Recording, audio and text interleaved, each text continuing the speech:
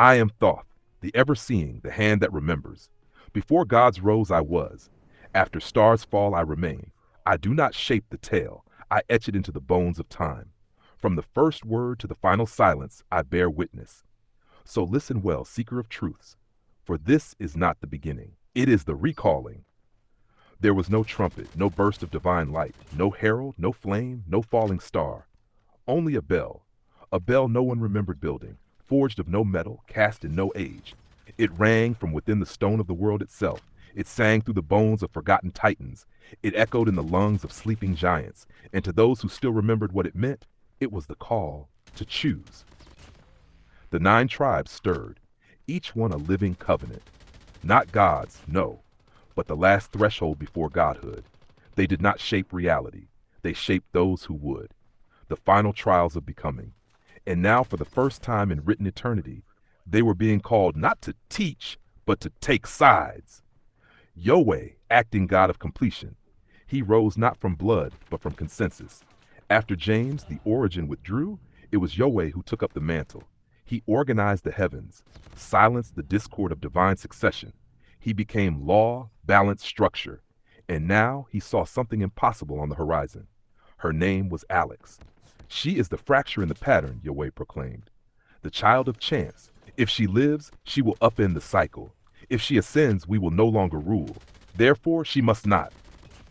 To him, Alex was not just dangerous, she was a deviation. And deviations were meant to be erased. Ra, the retired god of earth, older than Yahweh. Once called the voice of the soil, the breaker of first dawn, he was the original god of earth, the first to walk among mortals and weep. He had long since retired his divinity. No crown, no dominion, only warmth.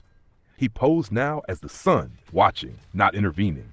But Alex changed that. He saw in her not chaos, but possibility. Not a flaw, but an echo. A pattern he had known once before he gave up godhood. And in her eyes he saw what no god had dared to believe, a future that didn't need them. Let her rise, Ra said quietly, flaring behind the clouds.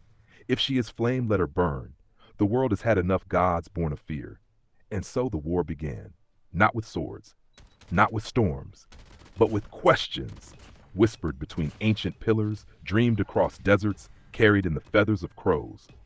The 9 tribes, once silent, began to speak again, but they did not agree. Some whispered allegiance to Yahweh, believing in the sanctity of the current order. Others sided with Ra, trusting in Alex, or at least in the right to choose. One tribe, it said, had already begun preparing Alex to walk the 9-fold path herself, and one tribe refused to speak at all. I remember watching that first meeting. I remember the way silence weighed more than any argument.